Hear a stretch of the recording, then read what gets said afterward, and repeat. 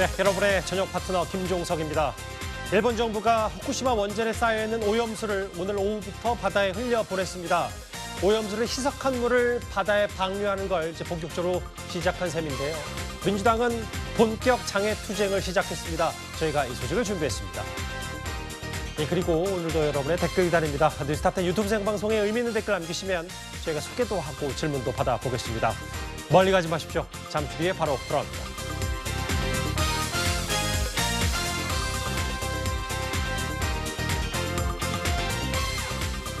예, 오늘도 뉴스탑10이 자랑하는 뉴스고수 네 분과 함께합니다.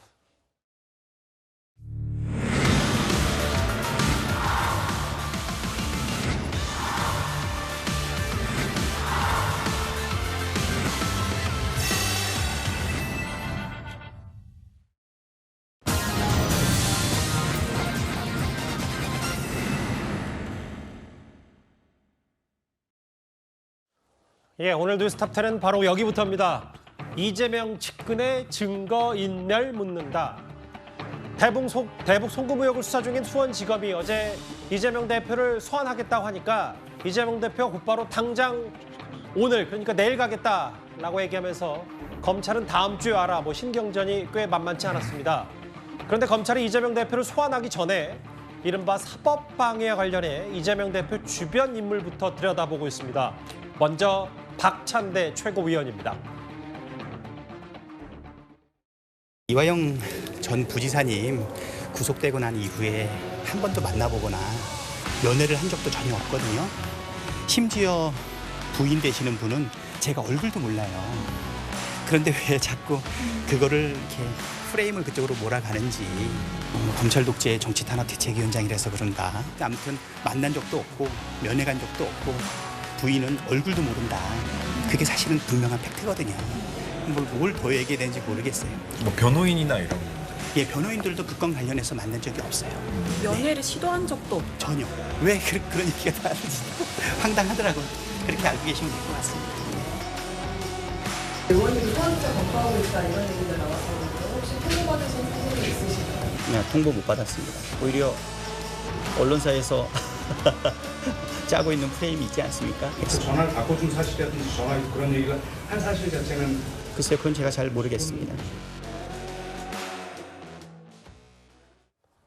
일단 오늘 박찬대 최고위원은 검찰에 통보받은 적이 없다. 기자들 앞에서 이렇게 얘기를 했는데 검찰 생각은 좀 다른 것 같아요. 일단은 지난달 이화영 전 부지사의 부인과 즉석에서 통화를 했고 여러 측근들을 만났다라는 거에 대해서 다음 주 중에 박찬대 의원을 부를 수 있다 이런 걸 좀 검토하는 것 같더라고요. 네. 하여튼 이재명 대표 관련된 수사가 거의 한 2년째 지금 진행되고 있죠.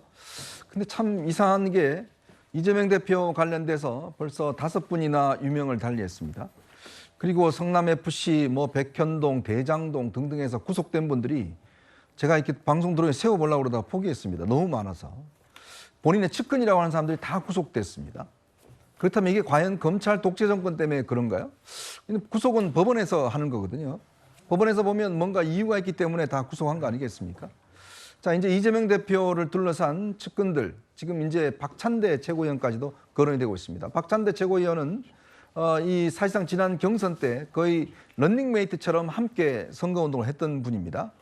자, 근데 이분도 마찬가지로 지금 이재명 대표를 뭔가 이 재판을 어쨌든 간에 좀 이게 미루든지 또 이게 이화영 전 부지사 측에 뭔가 영향력을 행사하기 위해서 만나고 이런 것들이 이제 드러나면서 지금 수사 대상에 올라가고 있죠.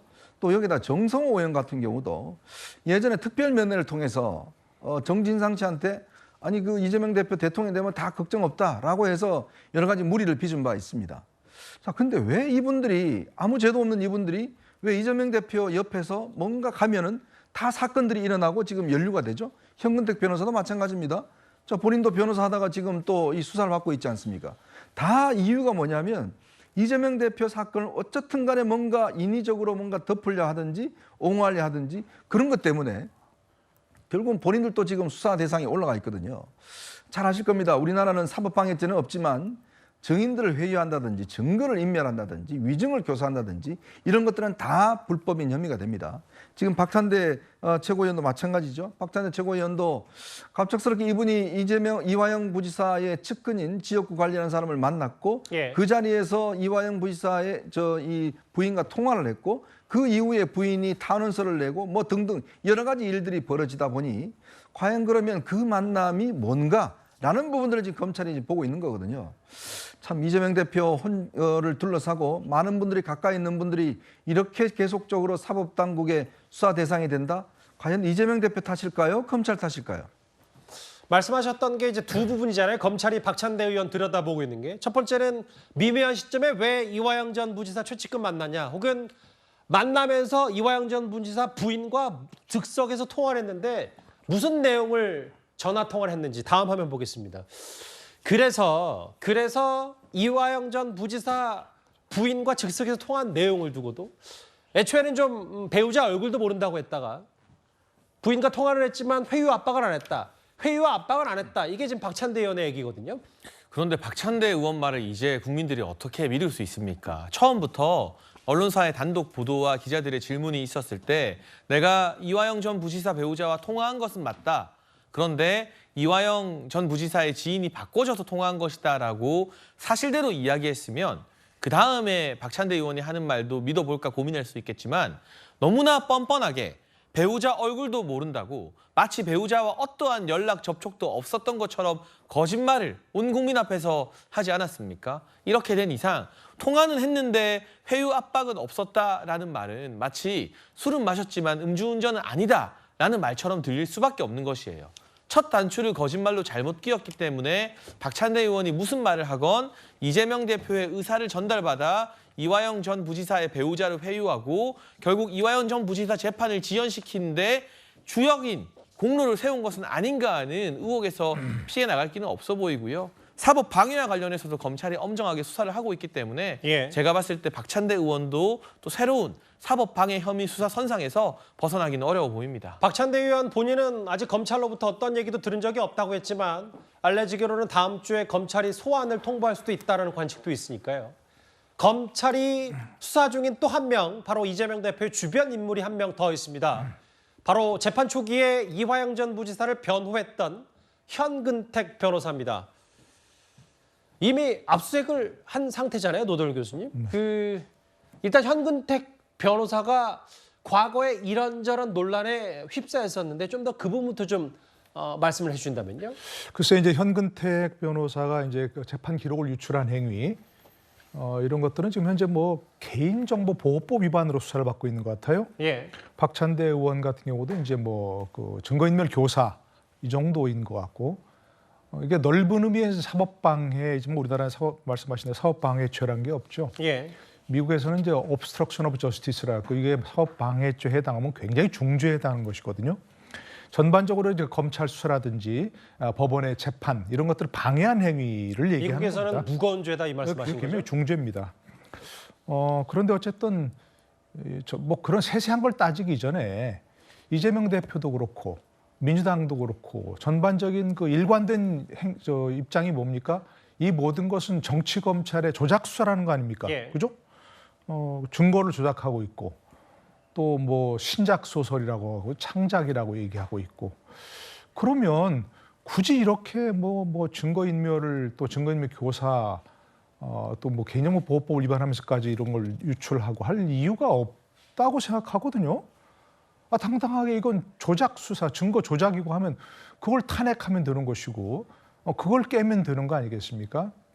그런데 이렇게까지 뭘 할 이유가 없을 것 같은데 예. 좀 이해가 안 되는 그런 행보라고 할 수 있겠죠. 노돌 교수님, 제가 구체적인 거 하나 더 여쭤볼게요. 아까 제 질문 중에 뭐였냐면 사실은 현근택 변호사가 재판 초기에 이화영 전 부지사를 변호했을 때 재판 기록을 누군가로부터 전달받아서 또 이걸 마치 이재명 대표에게 전달한 거 아니냐 이 논란이 있었고 실제로 이거를 또 이 대표가 본인 SNS에 올리면서 논란이 더 커진 측면이 있었는데 네. 사실 두 사람 다 변호사고 이재명 대표도 변호사 출신인데 이것 때문에 상당히 구설이 좀 있긴 있었거든요. 그러니까 제가 알고 있기로는 현근택 변호사가 김용 부원장의 이제 변호인이라고 알고 있었거든요. 그런데 그러니까 이화영 그 전 부지사의 재판 변호인은 아니는 것으로 알고 있었는데 그 이화영 전 부지사의 변호인과 함께 그 변호인들에게서 그 재판 기록을 전달받았던 그런 거죠. 그래서 그것을 이재명 대표에게 전달해서 이재명 대표가 그 증인신문 녹취록을 SNS에 게재하고 있었던 겁니다.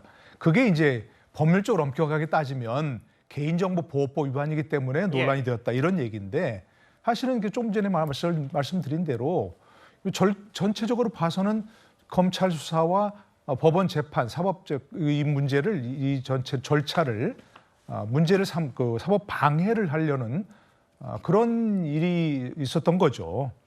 그렇기 때문에 제가 말씀드린 대로 사실은 굳이 현근택 변호사도 그렇고 또 이화영 전 부지사의 재판 변호인들도 그렇고 이렇게 할 이유가 없는 거죠. 재판 기록을 누출하면서까지도 이재명 대표를 보호하려고 노력할 이유가 전혀 없는 그런 내용들이죠, 사실은. 그렇기 때문에 넓게 봐서는 이럴 필요가 없는 것이고 좁게 봐서는 기본적으로 개인정보보호법 위반이라는 그 법적 논란을 물었으면서까지 알겠습니다. 이렇게 할 이유가 없다는 생각하는 거죠. 이 해당 의혹에 대해서 현근택 변호사는 같은 사건 맡은 변호사들끼리 재판문서 합법적으로 공유한 것이라고 했지만 일단 지금 검찰의 수사 대상이 됐거든요. 어찌됐건 이화영 전 부지사를 둘러싼 재판이 석연치 않은 부분이 꽤 많기 때문에 검찰 혹은 법무부의 시각은 이 재판을 왜곡하거나 늦추려는 의도 아니냐. 한동훈 장관은 이걸 사법 방해라고 규정했었습니다. 보스에게 불리한 법정 진술하는 걸 막으려고 부하 입막으려는 것은 마피아 영화에서나 나오는 극단적인 증거인멸 시도이고 사법 방해입니다. 민주당이 자기 편이 한 불리한 진술을 뒤집어 보려고 검찰청에 몰려가서 들어놓고 영치금 보내기 운동하고 성명서 내고 가족 접촉하고 면회에서 진술 번복하라고 압박하고 이건 권력을 악용한 최악의 사법 방해이자 스토킹에 가까운 행태라고 생각합니다. 그렇게 민주당이 일정이 급하면 도대체 수원에 있는 불법 대북 송금 사건 재판은 왜 그렇게 사력을 다해서 사법 방해하고 미루고 그랬는지가 묻고 싶고요. 화면 설명부터 제가 먼저 해야 될 것 같아요. 작년 초에 최근에 이제 유동규 전 본부장의 가짜 변호사 의혹 최근에 있었던 그리고 정성호, 정진상, 김용, 이화영 그러니까 정성호 의원이 정진상, 김용, 이화영을 특별 면회한 최근에는 민주당 의원 10여 명이 이화영 전 부지사 집단 면회 신청한 거 왜 이재명 대표를 둘러싼 이런 여러 가지 갖가지 의혹들에는 뭔가 사법방해 의혹이 있는 거냐 어떻게 좀 판단하십니까? 민주당의 입장은 이겁니다. 사법 시스템을 이용해서 야당에만 편파적인 수사를 하고 야당 대표를 범죄자로 몰아붙이는 이런 사법 방해 행위는 하는 것은 검찰이라고 생각을 하고요. 예. 그렇기 때문에 이거에 대해서 자기 보호 기재로서 이런 행위를 한다고 생각을 합니다. 상식적으로 생각을 해보십시오. 지금 박찬대 최고위원이 이화영 전 부지사의 부인과 통화를 했다고 하는데 통화를 하면은 다 요새는 녹음이 되지 않습니까? 상대방이 누군지도 모르고 믿을 수 있는 친구나 이런 친척도 아닌 상태에서 통화를 하면서 무슨 말을 할 수가 있겠습니까? 녹음될 수도 있고 그 녹음된 것이 기자들한테 흘러갈 수도 있고 검찰 귀에 들어갈 수도 있는데 그 통화를 하면서 회유 협박을 어떻게 할 수가 있겠습니까? 그러니까 녹음 안 되는 핸드폰도 있긴 합니다. 예, 일단 말씀하십시오. 예. 녹음이 상대방이 녹음을 하는지 안 하는지 모르잖아요. 예. 그러니까 그렇게 생각할 수밖에 없는 거고 지금 특별 면회에 대해서도 얘기를 하고 집단 면회를 신청했다 이런 프레임을 자꾸 만드는데요. 그 장소 변경 접견이라고 하죠. 이 특별 면회 같은 경우에 또 다 녹음이 됩니다. 거기서 무슨 그 교도소까지 가가지고 국회의원이라는 사람들이 교도소에 가서 피해자를 거기서 회유 협박할 수나 있겠습니까? 예. 대한민국에서 회유 협박을 하고 증거 조작을 할 수 있는 그런 담대한 사람들은 검찰 특수부밖에 없다고 저는 생각을 합니다. 알겠습니다. 예. 그리고 한동훈 장관이 보스의 잘못을 덮고 이런 얘기를 했는데요. 저희 민주당이 봤을 때는 보스의 잘못된 행위를 덮고 불리한 여론을 뒤집기 위해서 수단과 방법을 가리지 않는 것은 역시 검찰, 윤석열 사단의 검찰들이라고 생각하는 것입니다. 지금 검찰이 보고 있는 게 예를 들어 위중교사라든지 증거인멸 같은 느낌 혹은 자료 유출건까지 사실은 그렇게 자주 등장하는 검찰이 보고 있는 게 아니기 때문에 장해찬 최고께서는 어떻게 이걸 좀 판단하세요? 근데 저는 해도 너무하다라고 생각을 해요. 예를 들면 어느 정도 적당히 눈치를 봐가면서 재판을 지연시키거나 뭐 측근들 보내서 이 정진상 전 실장이나 이런 사람들 특별 면회에서 뭔가 힘내라. 절대로 입 열면 안 된다. 너의 뒤에는 민주당과 이재명이 있다. 뭐 이런 거 모르겠는데 아예 노골적으로 대놓고 유동규 전 본부장 가짜 변호사부터 시작해서 정진상, 김용, 이화영 특별면회 그리고 이화영의 재판은 지금 한 달 가까이 공전하고 있죠. 대체 법무법인 몇 개나 해임이 된 겁니까? 아마 전 세계 법정 역사상 최초의 일일 겁니다. 도중에 막 변호사가 해임되고 사임계 쓰고 나가고 정작 당사자인 이화영 전 지사는 나는 모르는 일이다 하는 이 해프닝이 말이죠. 이렇게 노골적으로까지 재판을 지연시키고 사법을 방해해야 할 뚜렷한 이유가 무엇일까? 그만큼 지금 진행되고 있는 재판들이 이재명 대표에게는 뼈아픈 아킬레스건이라는 방증일 것 같고요. 여러 언론에서 지금 또 법조인들의 의견을 빌려서 분석 보도를 하던데 이토록 노골적이고 대놓고 시도하는 사법 방해가 오히려 추후 이재명 대표의 영장 심사에서 노골적인 증거인멸 우려로 채택이 되어서 구속 가능성을 더 높이는 자승자박의 역풍을 불러오지 않을까. 이제는 그 부분까지도 이재명 대표 주변에서는 걱정해야 될 시점이 된 것 같고요. 이 증거인멸 우려 때문에 구속영장 발부 가능성이 높아지니까 아마 회기 때 영장이 청구되면 표결에 불참하든 방탄을 하든 체포동의안을 통과시키지 않을 것 같습니다. 그리고 검찰은 다음 주 수요일 그러니까 30일에 이재명 대표를 나오라고 했죠. 이 대표 측은 영장 청구를 국회 열릴 대로 넘겨서 민주당을 곤혹스럽게 만들려는 거 아니냐 이렇게 검찰에 반발했습니다. 검찰 출석 통보에 대해서 한마디만 좀. 수사했다면서 아직 준비가 안 됐다고 하는 게 도저히 납득이 안 됩니다. 오늘 기자회견한 내용을 보셔도 아시겠지만 어떻게 공소장이 한 달 반 만에 돈을 준 사람, 받은 사람, 받은 장소, 날짜 그 경위가 다 다르지 않습니까? 이런 터무니없는 얘기들을 가지고 정말 소설을 쓰고 있는데 국가 권력을 남용하는 것이고 정치 공작이다 이렇게 생각합니다. 어제 이제 수원지검에서 저녁쯤에 이제 대표님 말씀에 대해서 뭐 일정대로 하겠다 이렇게 돼 있었는데 30일 나가실 생각은 있으신가요? 말씀드린 것처럼 다음 주에는 일정상 도저히 제가 그렇게 시간을 내기가 어렵습니다. 30일은 어렵다. 이게 이재명 대표 얘기인데 오늘 국민의힘에서는 이재명 대표를 향해서 최근에 2번이나 일방 출석했다가 돌아간 송영길 전 대표와 닮았다고 했습니다. 수험생이 정해진 수능일이 아니라 수험생 자신에게 유리하다고 생각하는 날짜에 혼자 시험을 치러 가겠다고 해서는 안 됩니다. 심각한 범죄 혐의로 검찰 조사를 받는 것이지 나들이 소풍 가고 있는 것이 아닙니다. 지난 5월 부르지도 않은 검찰이 자기 마음대로 출석 쇼를 했던 민주당 송영길 전 대표의 모습이 떠오릅니다. 민주당 대표들에게는 그것이 마치 당연한 특권인 것처럼 착각하고 있는 것이 아닌가 의문입니다. 이현정 의원께서는 저 날짜 두고 신경전 어떻게 보셨어요? 참 우리나라 국회의원들은 참 좋아요. 특권이 많아서. KTX도 뭐 거의 할인해서 가고 공항 갈 때도 뭐 귀빈실을 이용하고 자 이렇게 특권이 아마 전 세계적으로 국회의원들 중에서 특권이 가장 많은 나라가 꼽히는 나라가 바로 대한민국이라고 이야기를 합니다. 그만큼 이 특권이 있기 때문에 또 이런 걸 누리는 게 아닌가 싶습니다. 아마 이 우리나라 피의자로 된 분들 중에서 내가 그날 바쁘니까 나중에 갈게 라고 할 수 있는 분이 과연 있을까요? 그러니까 이것만큼 지금 이재명 대표가 중요한 일이 뭐가 있을까요? 이재명 대표는 예전에도 그랬습니다. 내가 나갈 수 있는 날짜, 시간 다 정해서 나가겠다라고 해서 그렇게 본인이 했지 않습니까? 제1야당 대표이기 때문에 그런지는 모르겠지만 과연 이게 이 특권을 포기하겠다는 국회의원들의 한 것인지 더 심한 것은 국회법에 따르면요. 1월 달은 국회를 열지 않습니다. 그런데 민주당은 국회를 열었잖아요. 누굴 위해서? 이재명 대표 방탄을 위해 열었습니다. 3일절 날 국회 안 열거든요. 근데 3일절 날 국회 열었습니다. 누굴 위해서? 이재명 대표를 위해서 열었습니다. 자, 그런데 오늘 국회를 이제 내일부터 회기 중단한다고 그럽니다.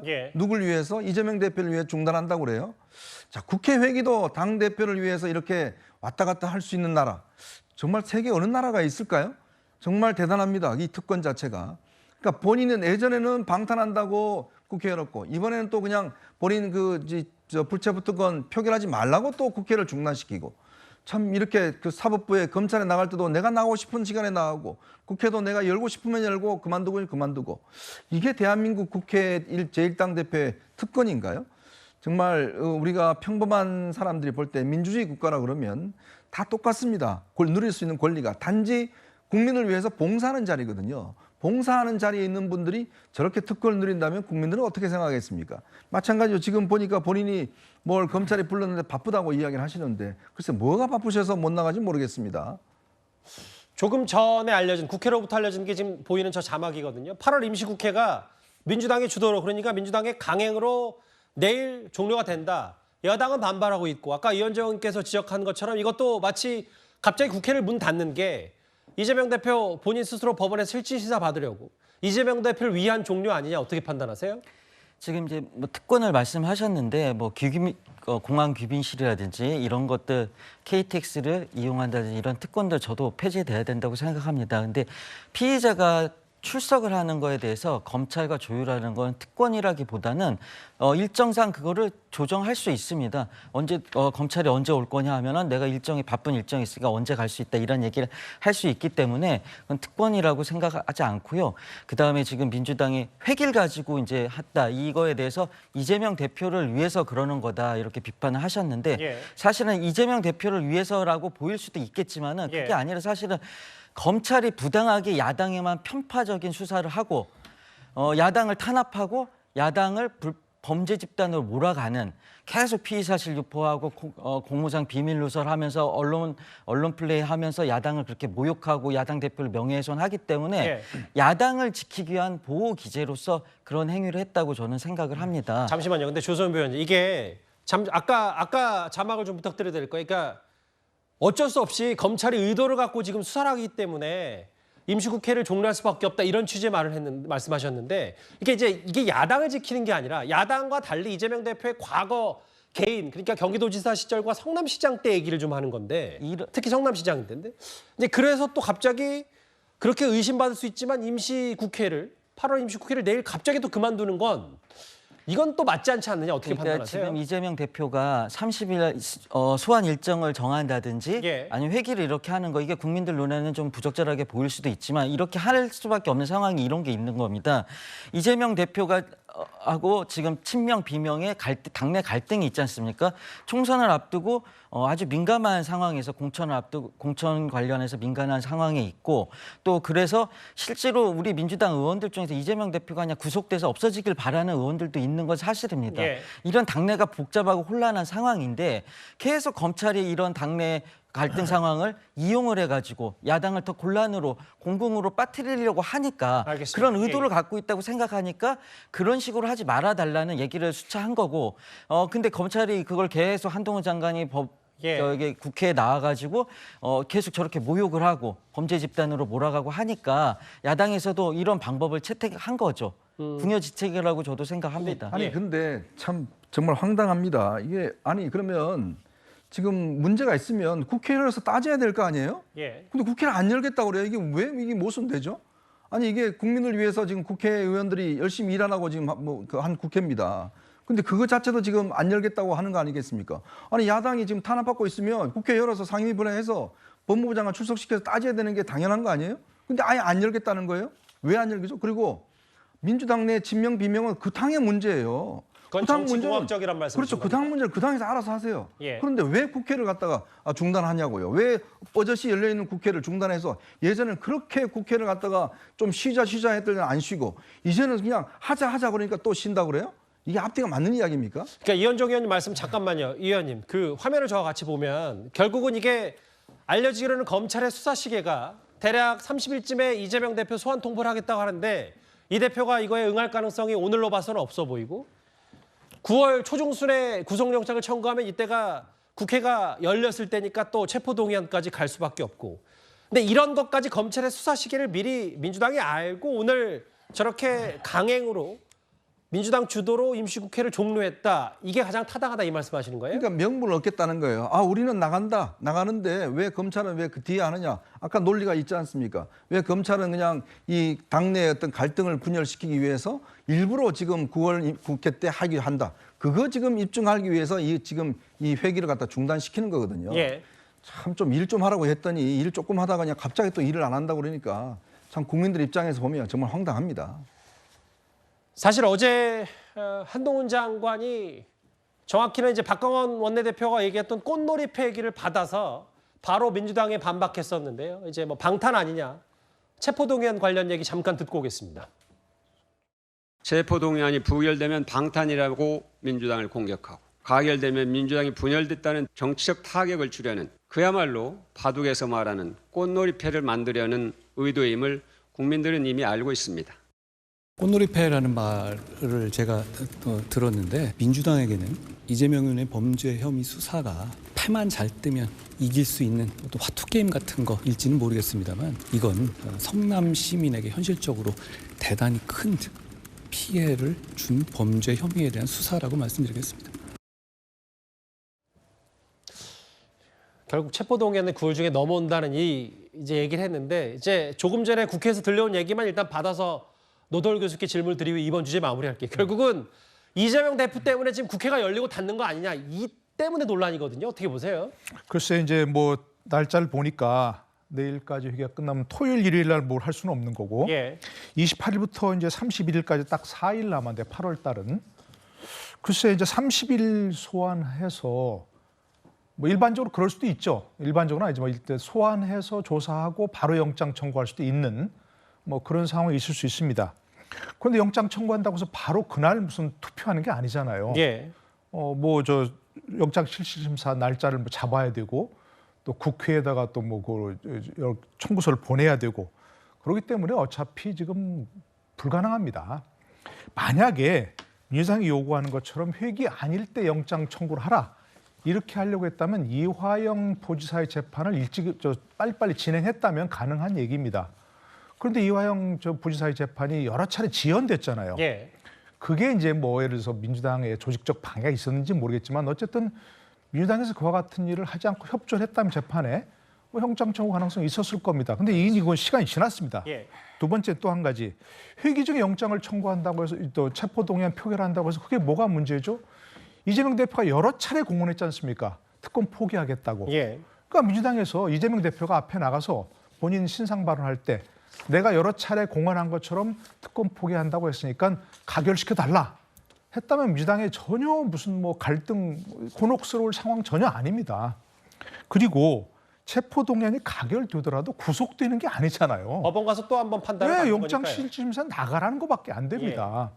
그런데 이재명 대표를 비롯한 민주당이 지금 여러 차례 공언했지 않습니까? 이건 정치 검찰의 조작 수사라고. 알겠습니다. 국민 앞에 그렇게 공언한 것을 판사 앞에 가서 얘기한다면 당연히 영장이 기각되겠죠.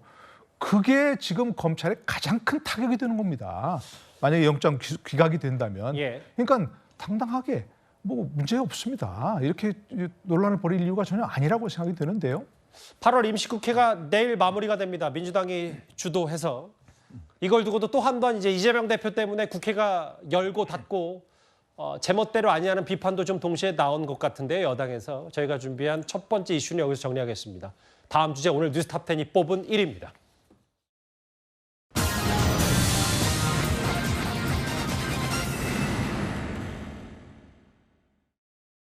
하늘도 우리 마음처럼 울분이 터지나 봅니다. 우리의 의지가 비를 멈추게 했습니다. 그렇죠? 네.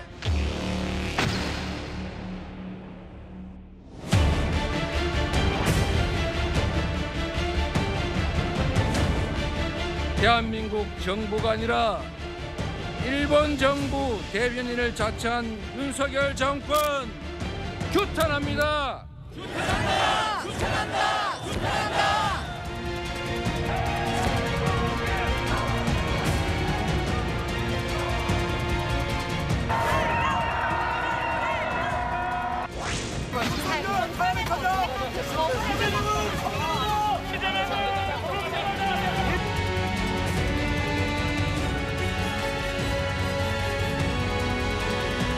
원전 마피아를 제외한 우리의 과학, 그것이야말로 진짜 과학이고 우리 과학을 괴담이라고 외치는 정부 여담의 그 괴담이야말로 진짜 괴담이다. 지금 우리 국민을 가장 크게 위협하는 것은 과학에 근거하지 않은 가짜 뉴스와 정치적 이득을 위한 허위 선동입니다.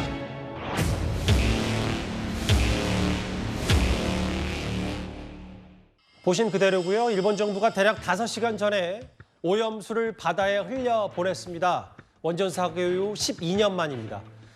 한덕수 국무총리는 대국민 담화에서 정부와 과학을 믿어달라고 했고 민주당은 모든 수단을 동원한 장애 투쟁을 시작했습니다. 일단 오늘 오후 1시쯤이었습니다. 오염수 1톤 그리고 바닷물 1,200톤을 희석시켜서 섞어서 샘플 검사를 한 다음에 앞으로 총 7,800톤 정도의 오염수를 이어서 일본 정부가 방류하게 됩니다.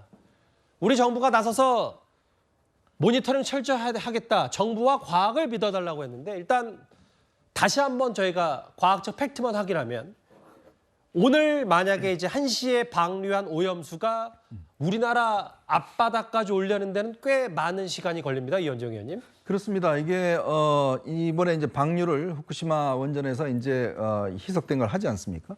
하게 되면 쿠르시오 해류에 따라서 일단 이게 저쪽 캐나다와 미국 쪽으로 일단 건너가게 돼 있습니다. 그래서 이게 이제 이 한 바퀴 돌아서 우리나라 쪽으로 이제 해서 올 게는 대충 빠르게는 4, 5년, 예. 길게는 뭐 10년까지 보는 분들도 있습니다. 그만큼 오래 시간 거쳐서 오기 때문에 지금 일단 이거 자체가 이 바다가 워낙 크지 않습니까?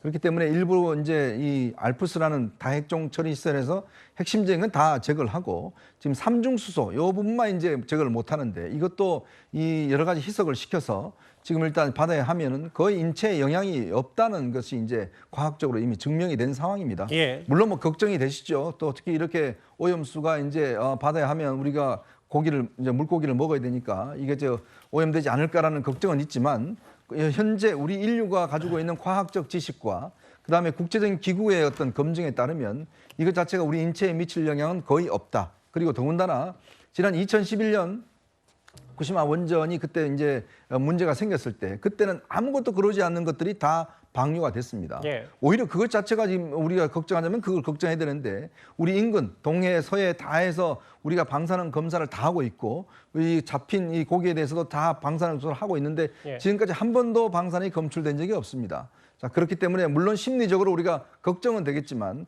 과학적으로 보자면 이것은 안전하다라는 것이 정부와 과학계와 IAEA가 믿을 수 있는 만한 기구의 공식 입장인 것 같습니다. 오늘 영상입니다. 이게 일본 후쿠시마 앞바다.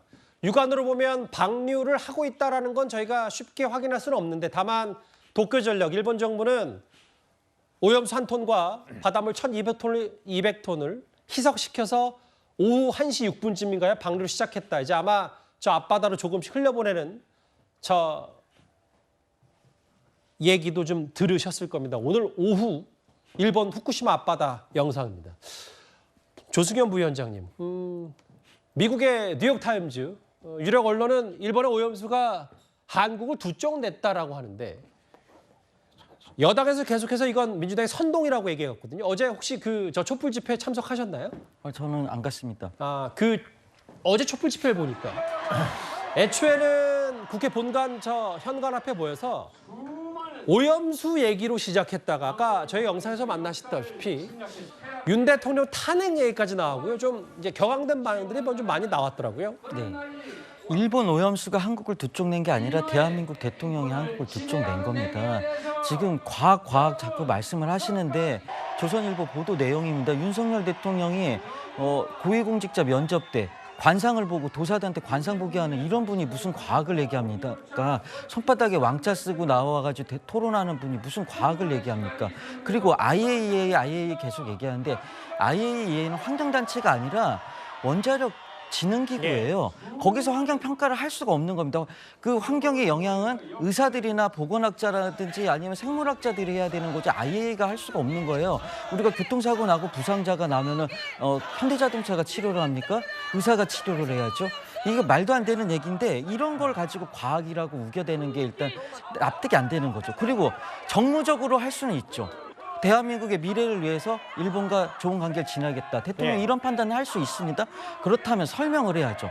지금 일본한테 우리가 종군 성노예라든지 강제징용 문제에 사과를 받을 테니까 이거는 우리가 양보합시다. 알겠습니다. 예. 이렇게 커뮤니케이션하면서 설득을 해야지 그런 게 전혀 없이 더군다나 일본은 지금 독도가 자기네 땅이라고 하고 미국에도 지금 미군에서도 지금 독도가 아니라 그 일본해라고 이렇게 동해가 아니라 일본해라고 표기하는 정도로 그런 식으로 우리의 영토를 넘보는 나라인데 뭘 위해서 대한민국의 알겠습니다. 세금 예. 국민들이 낸 세금을 써가면서 일본 정부를 위해서 홍보 영상을 만들고 우리 일본 정부를 해서 변호를 하고 매일매일 브리핑하면서 이런 식으로 하니까 그러니까 국민들이 자꾸 의혹이 생기고 이거에 대해서 납득을 못하니까 집회를 하고 저렇게 두 쪽에 나는 거죠. 무슨 취지의 주장이신지는 알겠고요. 일단 받아들이는데요. 조승현 부위원님, 저 갑자기 궁금한 건데 이 오염수 방류를 왜 이재명 대표는 태평양 전쟁에 비유한 거예요? 태평양 전쟁은 일본이 진주만을 공습하니까 미국이 열받아서 갑자기 이제 전쟁을 시작한 건데 이것과 태평양 전쟁은 무슨 상관이 있는 겁니까?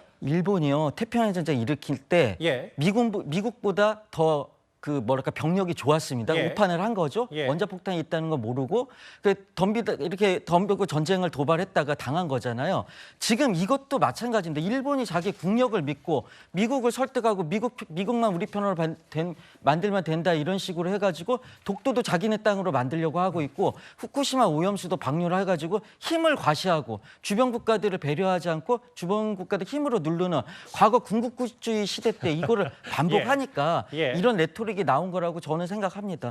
저는 생각이 조금 다른데요. 이재명 대표가 얼마 전에 시지프스 이야기했다가 시지프스가 원래 그리스 신화에서는 사기꾼이고 욕심쟁이이고 탐욕꾼이었다라는 사실 뒤늦게 알려지면서 망신을 당한 바 있잖아요. 제2의 태평양 전쟁도 무슨 깊은 생각이 있어서가 아니라 그냥 태평양에 오염수 방류한다고 하니까 이 태평양 전쟁이 일본이 미국을 건드렸다가 큰 코 다친 사안이라는 거 잘 모르고 그냥 하신 것 같고요. 우리가 정부의 세금으로 일본 정부를 도와주는 홍보를 하는 것이 아니라 일본이 오염수를 방류하더라도 대한민국의 수산물, 대한민국의 바다에 지장이 없다는 것을 알리기 위해서 광고를 만든 건데요. 이로 인해서 지금 민주당의 선동으로 가장 많은 피해를 보는 분은 바로 우리 노량진 수산시장이나 자갈치시장에 있는 수산업자, 자영업자, 어민분들이거든요. 그분들에게 조금이라도 도움이 되기 위해서 광고를 만들어서 국민의 불안을 불식시키려고 하는 것이지 일본을 도와주려는 게 아닙니다. 그리고 마지막으로 짧게 말씀드리면 대한민국의 전문가가 2주에 한 번씩 굉장히 잦은 단위로 후쿠시마를 방문해서 데이터를 보게 되어 있고 매일 화상회의를 하고 모니터 결과를 제공받습니다. 만약 과거처럼 죽창가 외치면서 일본과의 국교가 거의 단절된 상태였다면 똑같이 오염수 방류를 일본이 결정했을 때 지금처럼 전문가를 보내고 상시 데이터를 받을 수 있었을까요? 오히려 실리적 관점에서는 윤석열 대통령이 한일 관계 회복시켰기 때문에 우리가 더 많은 부분에 있어서 일본에게 깐깐한 검증을 할 수 있다고 생각합니다. 오늘 있었던 사건 사고 하나 볼까요? 저 일본 대사관 앞에 몇몇 대학생 연합 16명이 불법으로 침입하려다가 체포가 된 사건도 있었습니다. 방류 중단 촉구하면서 기습 시위를 했는데 저쪽 일본 대사관 앞에 오늘 경찰 병력들이 많이 배치가 됐거든요. 대사관에 진입을 시도했던 대학생들 영상까지 길지 않게 만나봤습니다. 5시간 전에 방류 시작한 일본 정부, 여당은 선동이다, 민주당은 장애투쟁 본격적으로 시작을 했습니다. 그런데 다음 주제도 이재명 대표와 관련이 있습니다.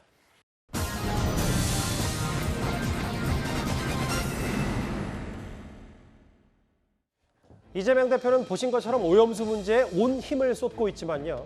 본인의 검찰 수사, 사법 리스크와는 또 별개로 과거 경기도지사 시절 법인카드 유용 의혹과 같은 국고 손실 부분에 대해서도 새로운 폭로가 나왔습니다. 그래서 국민권익위원회가 조사를 시작했는데요. 오늘 여당의 최고위원 회의는 그제 저희 뉴스탑10에서 공익제보자가 처음으로 공개했던 그 해당 샴푸가 화제가 됐습니다. 샴푸의 요정 이재명 대표님, 입으로는 반일 선동하면서 머리카락은 친일입니까? 바로 여기 이재명 대표가 경기도 공무원을 시켜 청담동까지 가서 사오게 했다는 일제 샴푸를 가져왔습니다.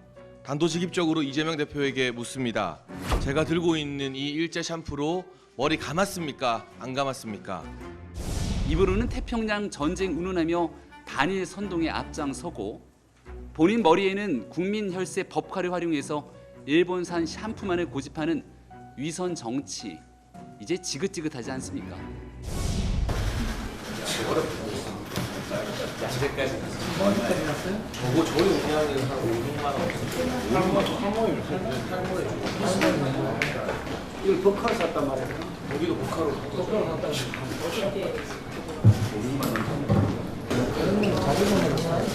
이게 수입 비용가 많이 없어가지고 어제 본사에 전화해보니까 재고가 양재에 그래서 청담동으로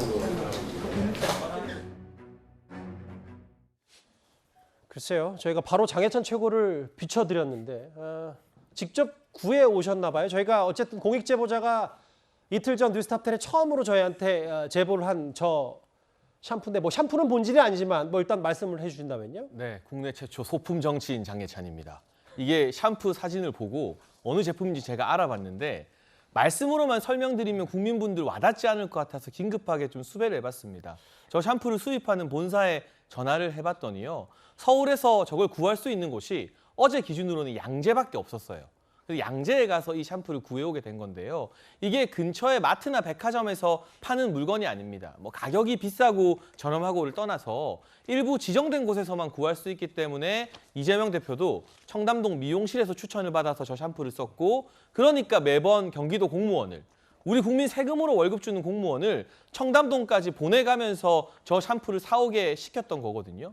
저는 두 가지 문제가 있다고 생각을 합니다. 첫 번째는 조국 전 장관이 과거 죽창가 부를 때 일본 볼펜 쓰다가 망신을 당했죠. 최강욱 의원이 일제차 타고 다니다가 망신을 당했죠. 같은 논리로 입으로는 반일 외치면서 일본산을 이렇게 사랑하는 모습들 국민들이 내로남불로 느끼지 않을까 싶고요. 두 번째는 특권의식입니다. 자기 샴푸는 자기가 사서 쓰면 되죠. 그걸 어떻게 국민 세금으로 월급 받는 공무원에게 청담동까지 가서 사오라고 합니까? 그 돈의 출처도 경기도의 업무 추진비가 아닐까 의심스럽고요. 이런 특권의식이 있기 때문에 검찰 조사에서도 내가 마음대로 이날 나가겠다, 영장을 언제 쳐라 마라 하는 것과 다 연결되는 어떤 갑질의 표상이 아닐까 싶어서 이 샴푸를 구해서 지적을 해봤습니다. 제가 뭐 높아시면서 하는 얘기지만 권익위도 들여다보긴 할 텐데 실제로 저 일본제 샴푸를 이재명 대표가 직접 썼다 100% 단언할 수는 없어요. 뭐 저도 제보를 받고 여러 얘기를 하고 있지만 뭐 다만 최고위원회에서 저렇게 샴푸까지 들고 나오셨기 때문에 제가 한번 발언 기회를 드렸는데 밖으로는 후쿠시마 오염수 문제에 대해서 태평양 전쟁을 우려하면서 일본 샴푸를 고집하는 위선 정치가 지긋지긋하다. 뭐 장해찬 최고 말고도 김병민 최고위원도 이런 얘기를 해주셨는데 이현정 의원님, 네. 뭐 이런 것 같아요. 다시 한번 말씀드리지만 저희가 본질로 가는 과정이기도 하지만 과거에 제가 화면으로 일일이 열거하지 않더라도 이런저런 사례가 있어서 이것 또한 내로남불 위선 혹은 겉과 속이 다른 것 아니냐라는 비판, 이건 뭐 위법은 문제는 아니지만 정치적인 비판들은 충분히 그 야당 인사들이 좀 받아오긴 했었거든요. 그러니까 우리가 좀 솔직해지자라는 생각이 듭니다. 저도 일본 제품 많이 씁니다. 왜냐하면 좋은 제품 있으면 쓰는 게 소비자로서 당연한 거 아니겠습니까? 그게 뭔가 문제가 되죠? 전혀 문제가 안 됩니다. 저는 이재명 대표 탈모가 좀 있으신 모양인데 그 좋은 제품 찾아서 쓰는 거 전혀 문제가 안 됩니다. 자, 그런데 문제는요. 이런 걸 마치 쓰는 것을 겉으로는 당신은 친일 분자야, 친일 뭐 토착외구야 라고 이야기를 하면서 본인들은 그렇게 한다는 거, 바로 이중성의 내로남불에 이제 우리가 문제를 제기를 하는 것이고요. 그렇기 때문에 겉과 속이 같아야 된다라는 이야기를 거듭 드린 거 아니겠습니까? 더군다나 그리고 이 문제는 저는 뭐 썼다는 문제가 아니라 왜 이런 부분에 대해서 공무원을 이용하느냐, 바로 그 부분이에요. 예. 아시겠지만 이 미국의 백악관 같은 경우는요, 거기에 있는 백악관 내에 있는 살림을 쓰는 치약, 휴지, 예전에 미국의 퍼스트 레이디가 그런 지적을 한 적이 있습니다. 정말 너무 심하다. 어떻게 휴지를 내 돈으로 다 사야 되냐라는 지적을 한 적이 있어요. 예. 다 자기 돈으로 사야 됩니다. 모든 것들이 다. 그러니까 그런 것들이 명확하게 되어 있는데 뭐 그렇지 이재명 대표는 내가 언제 사오라고 그랬나? 뭐 있으니까 썼지? 라고 이야기를 하실 겁니다. 항상 그런 식이죠. 내가 밥을 먹어야 되는데 그냥 밥이 있으니까 먹었고 샴푸가 있으니까 쓴 거고 나는 그 샴푸를 좋아하고 뭐 내가 시킨 적은 없다. 이렇게 설명하시겠죠. 그렇지만 그 정말 7급 공무원, 5급 공무원 이런 분들이 이재명 대표의 수납, 밥상, 저런 샴푸, 그다음에 뭐 배터리 이런 것들 전부 다 법인카드를 써서 나중에 다시 받고 이런 복잡한 과정들을 왜 거쳐야 되는 건지 자기 거는 자기가 써야 되는. 왜냐 이재명 대표는요 공직 생활 꽤 오래 하셨습니다. 성남시장 했고 경기도지사 하고 했지 않습니까? 그러면 저런 부분에 대해서는 명확해야죠. 이거는 내가 하는 거고 이거는 공직자 하는 거고 이런 게 명확해야 될 텐데 근데 모든 걸 다 그냥 법인카드로 쓰셨다고 하니까 참 공직의식이 과연 있는가에 대한 저는 의문을 제기하고 싶습니다. 뭐 저도 누차 말씀드립니다만 저 그 샴푸가 일본제냐 아니냐 문제가 본질은 아니고요. 왜 그걸 7급 공무원을 시켜서 그것도 공금을 유용한 게 아니냐. 이게 좀 의혹의 핵심입니다. 그 박수영 의원 오늘 SNS에 경기도 부지사 출신이죠. 이런 얘기를 했습니다.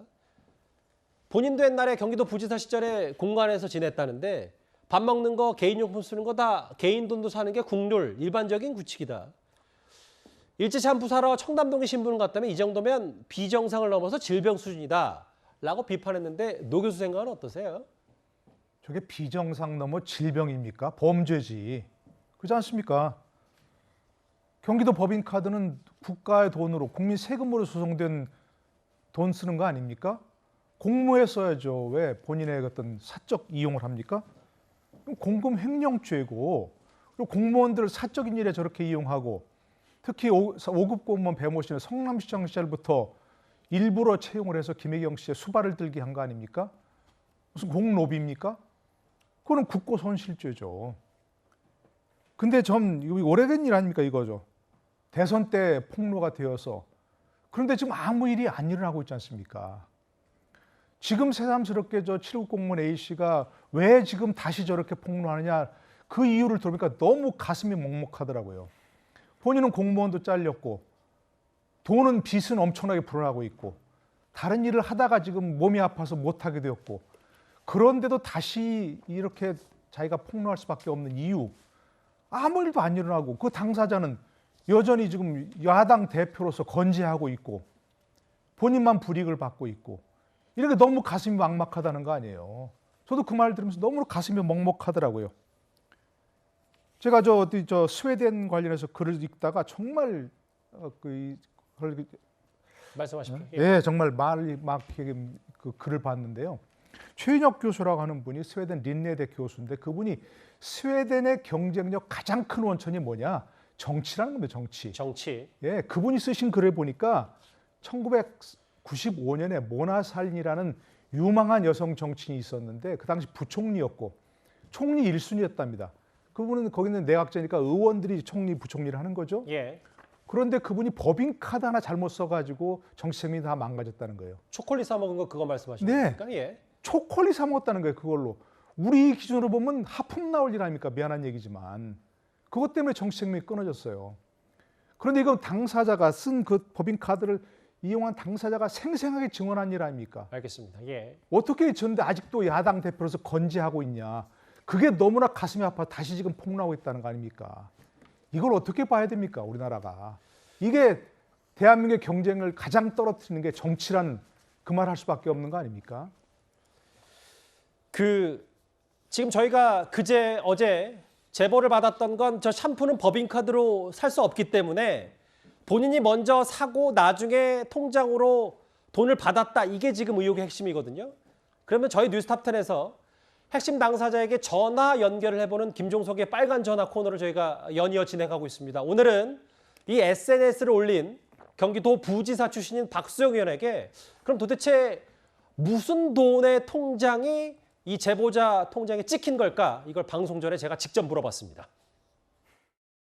경기도청의 공무원들이 출장을 부풀리게 하거나 식당 음식값을 부풀리게 하거나 등등의 방법으로 비자금을 마련해서 개인 통장에서 제보자 A씨에게 지급했을 가능성이 매우 크다고 보고 있습니다. 법인카드로 할 수 있는 부분은 최대한 법인카드로 하고 그렇게 하기 어려운 부분에 대해서는 출장이라든지 식대라든지 운영비 등등을 가짜 영수증을 붙여서 확보해서 비자금으로 썼을 가능성이 있습니다. 가라 영수증이라든지 가짜 출장 기록 이런 것들을 하면서 그러니까 5명이 출장 갈 6명 갔다고 하고 출장을 1명을 더 넣는다든지 식대를 더 부풀린다든지 해서 식당으로부터 리베이트도 받고 출장을 안 간 사람의 출장비를 받고 해서 성남시부터 이런 방식으로 돈을 불려서 썼을 가능성이 있고 이 노하우를 배선에 알려줬을 가능성이 매우 높죠.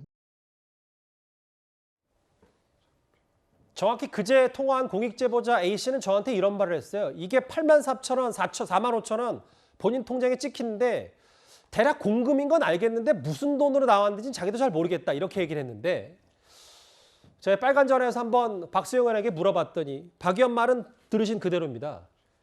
가짜 영수증 붙여서 비자금 확보했다. 그러니까 경기도청 공무원들이 어디 식당을 가면 예를 들어 여기 있는 분들 4분 포함해 저랑 5명을 가면 한 명 더 있는 걸로 올려서 그 식당 돈을 받아서 그 돈을 아껴서 뭐 샴푸 값이든 술값이든 보내준 거 아니냐. 이게 박수영 의원의 추론입니다.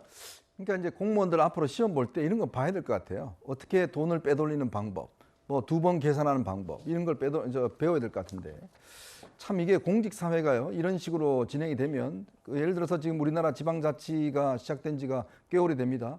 근데 이제 한번 그 자치단장이 되면 그 길게 하면 12년을 하거든요. 근데 12년을 하기 때문에 공무원들 같은 경우는 만약에 그 자치단장을 잘못 보이면 그냥 공직생활 끝나는 겁니다. 그러니까 이런 것들을 할 수밖에 없어요. 본인이 불법인지 뻔히 압니다. 뻔히 알면서도 이런 걸 그 사람한테 맞춰야 되는 거예요. 생각해 보십시오. 만약에 이재명 대표가 경기지사를 계속 했다고 그러면 만약에 그런 부분에서 이거 저 지사님 이거 안 됩니다. 이렇게 하시면 이거 큰일 납니다. 라고 했으면 뭐 어디 딴 데 그냥 보내버릴 거 아니에요? 그러면 그 사람은 12년 동안 그냥 좌천돼서 자기 일을 할 수가 없는 거예요. 지금 지자체 제가 알기로 그런 일 꽤 많습니다. 여러 가지로. 자, 그러니까 우리가 선진국으로 가려면 이런 하나하나 부분들을 해야 되고 그걸 누가 하느냐? 바로 이 정치 리더들이 해야 됩니다. 정말 칼같이 해야 돼요. 예를 들어 내가 쓰는 거. 자, 그럼 이재명 대표는 도대체 그러면 본인 카드로는 뭘 썼냐라는 걸 제가 묻고 싶은 거예요. 샌드위치도 법인카드로 하고 밥도 그러고 뭐 배터리도 여기도 사고 샴푸도 사고 하면 그럼 본인 카드는 뭘로 쓰죠? 저는 그걸 좀 묻고 싶은 거예요. 그러니까 본인이 이런 부분에 있으면 저는 이거 입장을 내야 됩니다. 지금 저 이재명 대표가 다른 부분은 뭐 많은 입장을 내시던데 이 부분에서 아니면 아니다, 기면 기다 라고 입장을 내세요. 그래야 국민들이 의심이 풀릴 거 아니겠습니까? 좀 더 구체적으로 보면 여기 박수영 의원의 추론입니다. 이 어디까지나 의심이고 합리적 의심. 이제 권익위가 이걸 다 들여다보긴 할 테지만 출장비, 밥값, 운영비, 공무원들도 뭐 소정의 그런 비용들을 나라 돈으로 받으면 이거를 조금씩 아주 소액이지만 빼돌려서 가짜 영수증 붙이고 그걸 비자금이라는 형태로 모아놨다가 뭐 우물 같은 거에 모아놓을 수도 있고 이거를 공익제보자에게 뭐 샹크팝 83,000원이든 뭐 재수, 술값 뭐 19,000원이든 이걸 보냈을 가능성이 크다 뭐 이렇게 얘기한 것 같아요. 근데 일단 정말 꼼꼼해도 지나치게 꼼꼼한 것 같아요. 그 샌드위치랑 샴푸 자기 돈으로 사고 드시면 되는데 그걸 이런 온갖 편법을 써서 공금을 확보해서 이 자기 돈 아꼈다 생각하면 야, 이 꼼꼼함을 왜 하필 이런 쪽으로 썼을까라는 아쉬움이 먼저 들고요. 지금 박수영 의원께서 지적하신 것 전 상당히 타당해 보이는데 조사하는 방법 아주 간단합니다. 공익제보자에게 현금을 입금한 경기도청 공무원들 조사하면 됩니다. 그런데 상식적으로 경기도청의 공무원들이 자기 사비로 자기 월급으로 뜬금없이 이 공익제보자에게 샴푸값이나 샌드위치 값을 딱딱 맞춰가면서 줬을 리는 없잖아요. 이게 공금이겠죠. 그럼 이 공금이 어디서 나왔는지, 이 공금을 어떻게 마련했는지는 역순으로 돈을 준 순서대로 이 공익제보자의 계좌에 입금한 분들이 이미 다 특정이 되어 있는 걸로 알고 있습니다. 예. 검찰이 불러서 조사하면 금방 나오는 것이고요. 그 과정에서 이게 업무 추진비를 이용한 것인지 또는 박수영 의원이 지적한 것처럼 출장비나 식대를 부풀려서 일종의 공공비자금을 만들어놨던 것인지 등등은 금방 나오는데요. 지금 공익제보자분의 그 안타까운 호소를 생각해서라도 검찰이 되었든 경찰이 되었든 권익위가 되었든 이 법인카드나 공금 유용 의혹과 관련해서는 조사의 속도를 좀 빨리 냈으면 하는 바람을 강력하게 전달하고 싶습니다. 이번 법인카드 유용 의혹 혹은 공금 유용 의혹의 핵심은 역시 갑질입니다. 지난 대선 기간 때 폭로가 됐던 5급 공무원 배모 씨, 김혜경 씨의 수행 비서죠. 배모 씨의 그 논란의 목소리 저희 한번 다시 모아봤습니다. 눈치를 봐야지 우리 차를. 안 보이는 데로 꺼내줘야지. 사모님이 보면 얼마나 저를 무시한다 생각하겠어요. 기본적으로 지금 의전에 의가 안 돼 있어. 기본적으로 윗사람에 대한 충성심이 없다라고 내가 계속 얘기하잖아. 네. 오늘도 내가 분명히 뭐라 했어요. 비에 안 맞게 세우라고 했지. 네, 맞춰 됐어야 되는데 맞아 못했어요. 되려고 했는 데는 없어. 아니면 그 아예 앞으로 와서 세든지. 그게 뭐야? 차가 여기 있고 윗사람이 여기 타는데 앞으로 이렇게 쌩 가는 게 맞아? 기본적으로 마음을 잘 생각을 해봐요. 내가 지금 이재명이랑 김혜경을 지금 모시는 마음이 돼 있는지 그거부터 좀 장착을 해요. 어려워야 돼.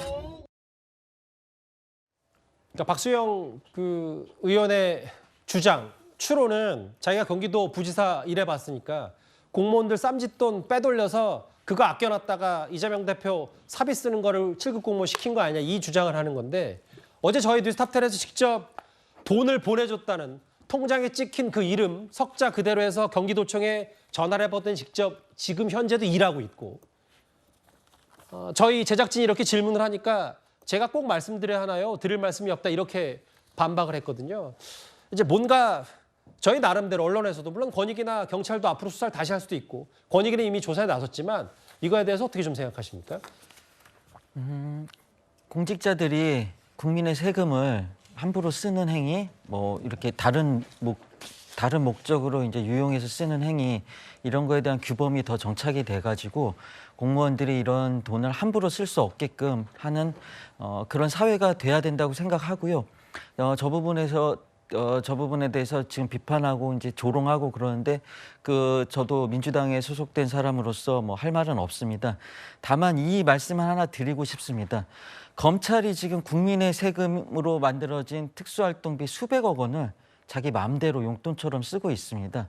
업무 추진비를 마음대로 써놓고 상호를 지우고 사용 시간을 지우고 그게 핵심인데 그걸 지우고 휘발된 영수증을 냈거든요.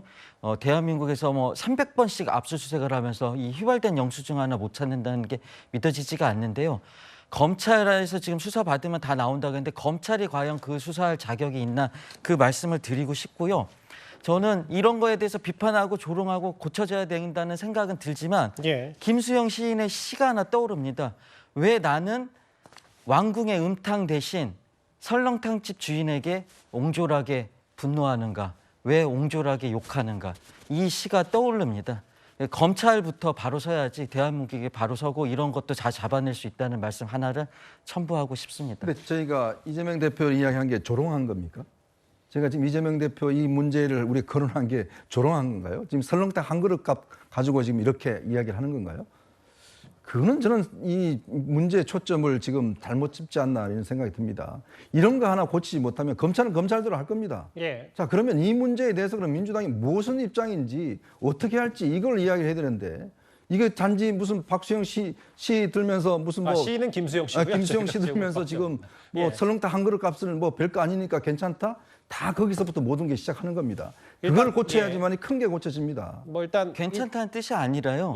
검찰의 그런 거악에 대해서는 비판하지 않고 이런 샴푸와 볼펜과 샌드위치만 가지고 물고 늘어지느냐 그 말씀을 드리는 늘어지는 게 아니지 않습니까? 이 문제가 물고 늘어지는 문제입니까 핵심이? 알겠습니다.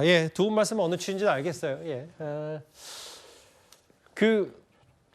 제가 어제도 직접 이 자리에서 그 말씀을 드렸는데 언론이 할 수 있는 거는 좀 한계는 분명합니다. 제보자의 신원을 받고 여러 목소리와 제보, 폭로를 듣고 사실 검증을 한 다음에 실제로 경기도청에 그 공무원이 있는지 정도의 확인 수준.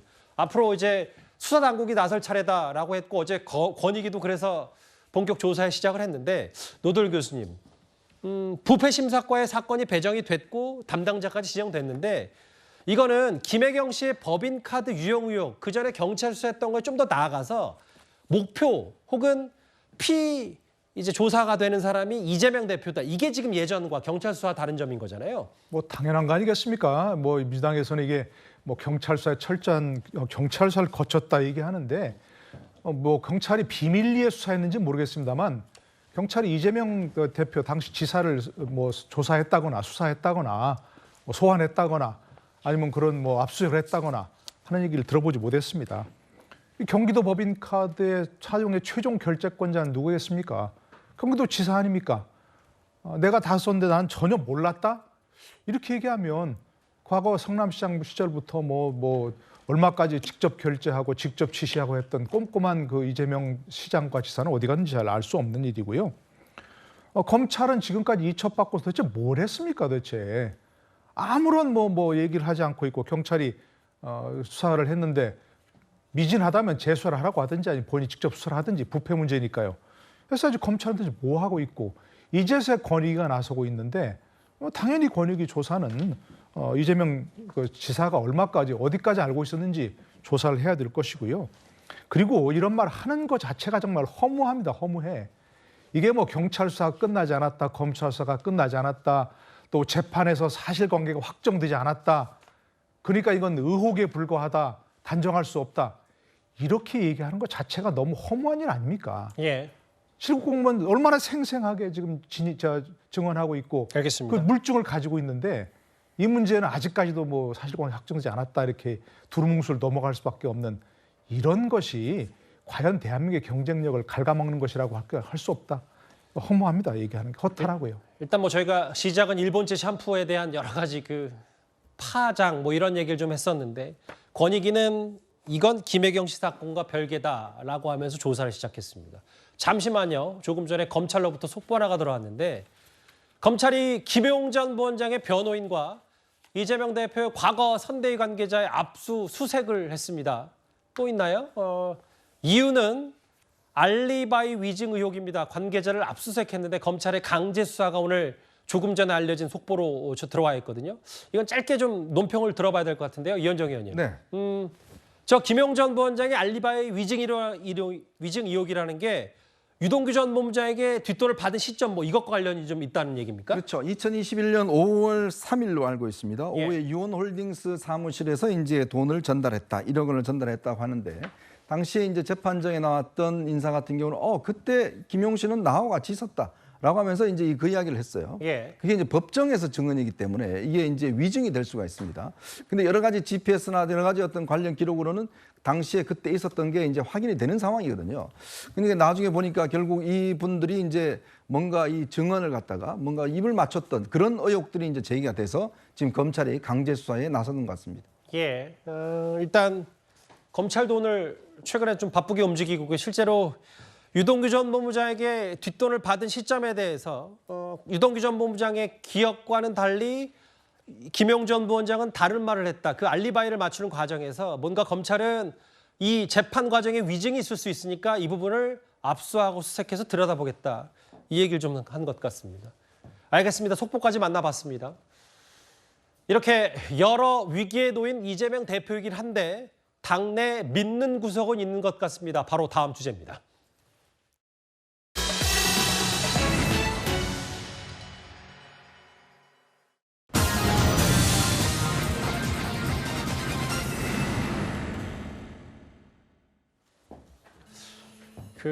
민주당의 강성 지지자들, 뭐 이 대표에게 믿는 구석이라고 불리는 인물들, 이른바 개딸들이 최근 더 총선을 앞두고 왕성한 활동을 하는 것 같습니다.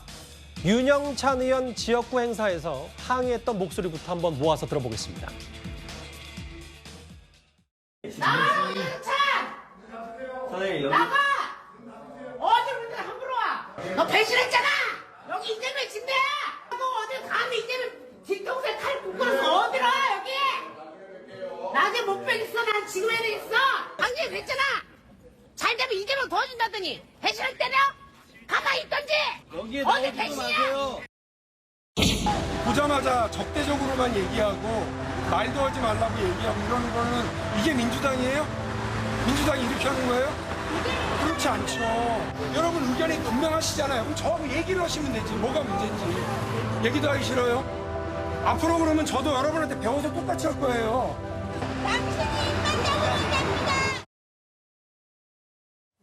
이거는 이제 민주당 소속의 조승엽 부위원장께 먼저 질문을 드려야 될 것 같은데 뭐 사실 어제 오늘 일은 아니고 최근에는 윤 대통령 부친상 빈소를 찾았다가 이제 노사연 씨 관련해서 또 여러 비난이 좀 퍼부었던 얘기가 있는데 실제로 비명계에서 저런 개딸들의 행동들에 많이 위축이 되는 건 사실이라고 하더라고요.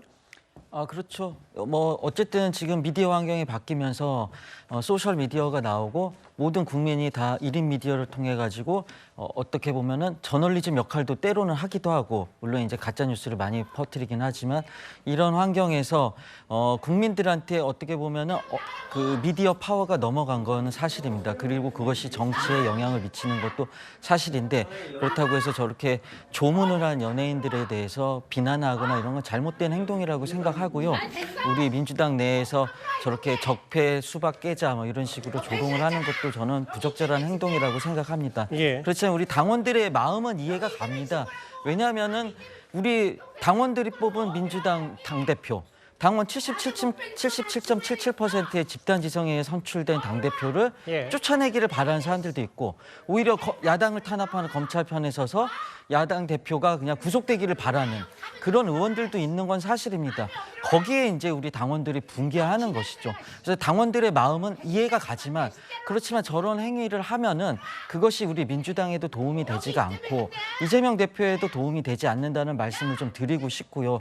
그렇기 때문에 항상 합리적으로 논리적으로 토론을 해서 비판을 하고, 그런 민주당을 배신하는 민주당 당대표를 구속시키려는 의원들이 있으면 그거는 선거로서 퇴출시키면 되지, 저렇게 과격한 행동으로 언행으로 이렇게 하는 것은 민주당에도 민주당이 민주주의 당 아닙니까? 그러니까 민주당에도 도움이 안 된다는 말씀을 좀 꼭 드리고 사실 싶습니다. 저희가 화면은 대표적으로 윤영찬 의원, 박용진 의원을 저희가 영상을 보여드렸는데, 사실 뭐 서른 의원, 전해철 의원, 이원욱 의원 등이 꽤 요즘에 고초를 좀 개딸들이 겪었다라는 걸 본인들이 얘기하더라고요. 이민찬 부대변인님, 여기 오늘 중앙일보 기사가 하나 좀 눈에 띄는 게 있던데, 평균 연령이 50살이 넘는다. 그리고 지금 민주당의 구성원들 권리당원 가운데 절반 가까이가 이재명 대표 대선 후보 때 입당한 사람들이다. 이런저런 보도 내용들을 상대당으로서 좀 어떻게 평가하십니까? 일단 평균 나이 52.3세, 어떻게 확인됐는지 모르겠지만 연령이 좀 높아지고 있는데, 개딸이라는 네이밍을 통해서 좀 더 젊은 이미지, 개혁적인 이미지를 배가하려는 노림수가 있다고 보고요. 저는 좀 전에 나왔던 그 유튜버를 보면 의도가 순수하지 않다고 봅니다. 왜냐면 라이브 방송 중이잖아요. 저 라이브 방송이 나가면서 그러기 사람들을 더 끌어모으고 구독, 좋아요를 받기 위해서는 더 거칠게 갈등을 유발하고 있는 겁니다. 저는 상업적 목적, 의도가 다분하다고 보고요. 근데 이재명 대표가 유튜브를 상당히 잘 활용하기로 유명합니다. 그래서 경기도지사 시절에는 예산을 8억 원이나 썼더라고요. 유튜브를 이용하는 데서. 그래서 저는 그런 점들이 우리 개딸들에게도 더 어떤 이런 활동을 하는데 영향을 미친 게 아닌가 이렇게 좀 생각을 하고요. 저는 이 개딸분들의 거친 것도 문제지만 이 개딸들을 강성 지지층을 활용하는 정치인들이 더 문제라고 봅니다. 방금 저 윤영찬 의원 지역구에 지금 누가 활동하고 있습니까? 현근택 변호사입니다. 현근택 변호사, 이재명 대표 변호인이기도 하죠. 그리고 조서를 유출해서 지금 검찰 수사를 받고 있기도 합니다. 의도적으로 비명계 대표주자가 있는 곳으로 가서 갈등을 유발하고 개딸들을 이용하는 건데요. 문제는 개딸들이 한 3,000명 정도로 추정이 된다고 하는데, 이분들이 조직적으로 이 지역에 당원을 가입하다 보면 경선에서 영향을 미칠 수도 있습니다. 이런 부분 때문에 당내에서 더 치열하게 붙을 수밖에 없는 거거든요. 저는 정치인들이 정치 본연의 역할, 국민을 통합하고 좋은 정책을 펴는 데 집중해야지 이런 저 개딸들 이용하는 정치를 해서는 안 된다고 봅니다. 저 팀장 목소리 다시 한번 들을수록 혼란스럽겠습니다. 개딸들의 행태와 전반적인 기획기사 내용까지 저희가 인용해서 반영을 좀 해봤습니다. 다음 주제는 좀 빠지지 않고 최근 등장하는 이 인물입니다. 조국 전 장관입니다.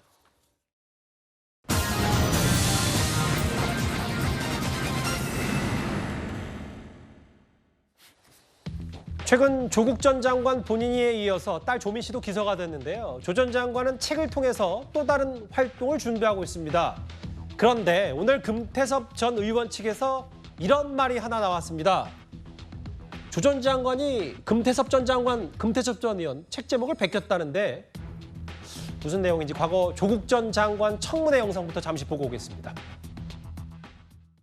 후보자는 오랜 기간 SNS를 통해서 사회 문제에 대해, 특히 공정함에 대해 발언을 해왔습니다. 후보자는 학벌이나 출신과 달리 진보적인 삶을 살아왔다는 이유로 비판받는 것이 아닙니다.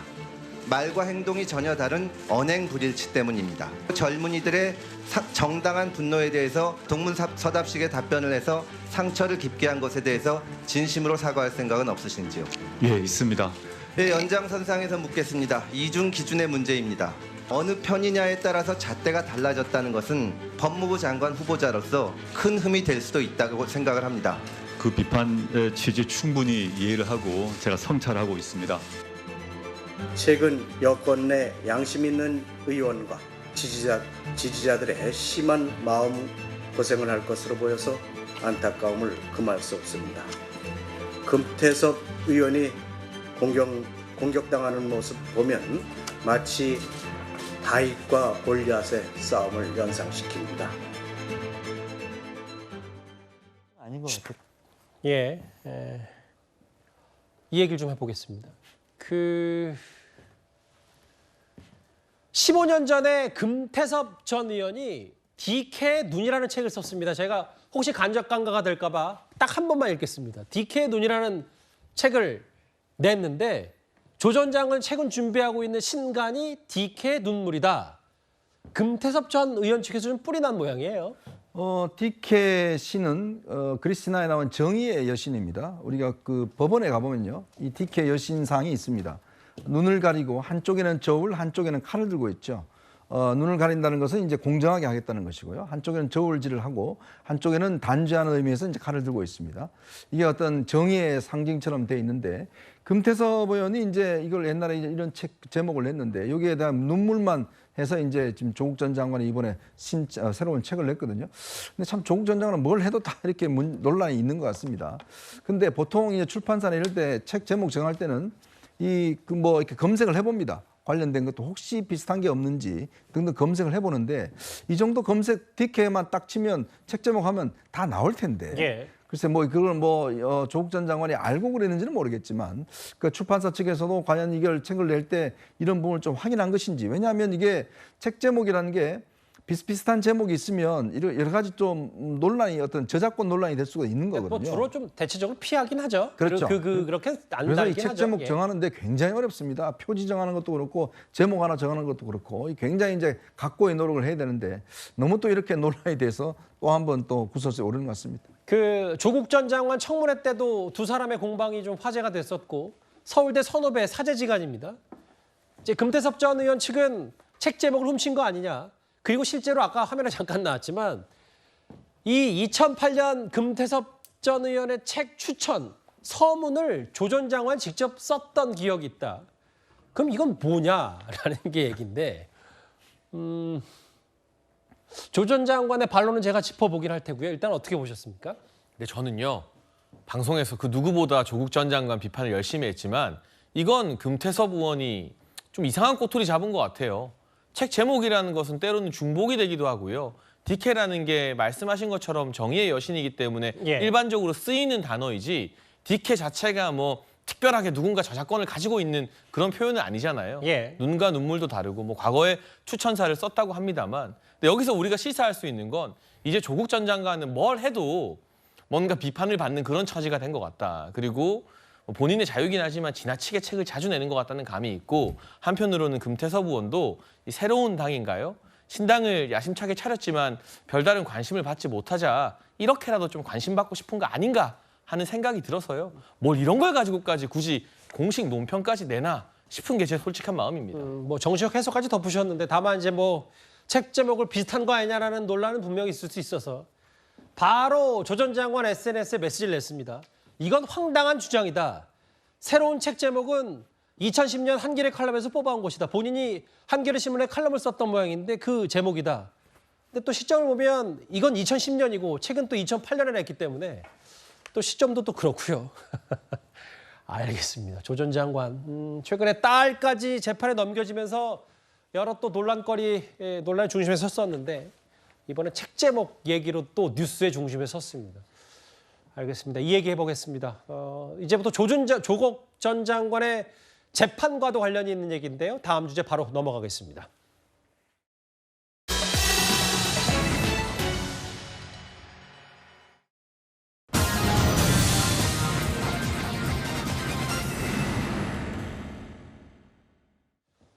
첫 일성, 첫 메시지부터 김명수 대법원장 체제를 직격했던 이균용 새 대법원장 후보자인데요.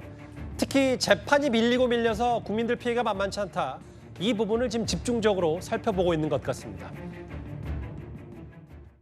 무너진 사법의 신뢰와 재판의 권위를 회복하여 자유와 권리에 봉사하고 국민의 기대와 요구에 부응할 수 있는 국민의 눈높이에 맞는 바람직한 법원이 무엇인지에 대해서 끊임없이 성찰해 보겠습니다. 김명수 대법원장 체제에서 사법부에 대한 국민 신뢰는 바닥까지 추락했습니다. 재판 지연도 심각한 수준입니다. 김명수 대법원장 취임 이후 1년이 넘도록 1심조차 처리되지 못한 재판이 형사사건은 68%, 민사재판은 65%나 늘어났다고 합니다. 6년간 철저하게 후퇴했던 사법부를 이제 정상화시켜야 합니다. 재판이 참 밀리고 밀려서 뭐 재판 지체, 사법 지체, 세워라 내워라 뭐 이런 표현까지 있던데 저희가 한번 쭉 봤더니 뭐 비교가 되는 겁니까? 박 전 대통령 국정농단 1년, 그 곽상도 전 의원 1년인데 조 전 장관 재판 3년 1개월, 뭐 아직 안 끝났고요. 윤미향 의원 재판 2년 5개월. 특히 지금 송철호 시장은 지금 울산시장이 아닌데도 재판이 진행 중이에요. 3년 7개월째. 어떻게 좀 판단하세요? 누가 봐도 불공정하다고 볼 수밖에 없겠죠. 사법부 스스로 이런 사법 불신을 초래하고 있다고 보고요. 저는 이 대법원이 잘못된 정책을 펴면서 이런 헌법을 위반하게 하고 있다고 봐요. 헌법에 보면 모든 국민은 신속한 재판을 받을 권리를 가진다고 명시가 되어 있습니다. 그러니까 재판을 한번 받아보신 분은 알 겁니다. 일상생활이 힘들 정도로 스트레스를 받고 기간이 늘어지고 이렇게 됩니다. 그렇기 때문에 모든 국민은 사법을 빠른 재판을 받게 해야 된다고 헌법에까지 명시가 되어 있는 건데요. 이 재판 지연 단순히 어떤 한 사람의 이런 운명만 좌우하는 게 아니라 국가 안위에도 영향을 미칠 수가 있어요. 예. 원래 국법법 판결 같은 경우에는 통상 6개월 정도의 판결이 1심 판결이 납니다. 그런데 우리 잘 아시겠지만 청주 간첩단 사건이 있었습니다.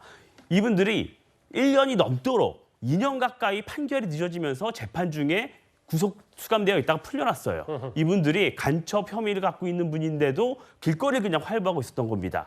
이렇게 국가 안위까지 위협할 수 있는 중대한 일이라고 봐야 하는 겁니다. 그래서 저는 이 새로운 대법원장 후보자께서 이 재판 지연 문제를 심각하게 받아들이고 있다는 것은 방향을 잘 잡았다고 보고요. 예.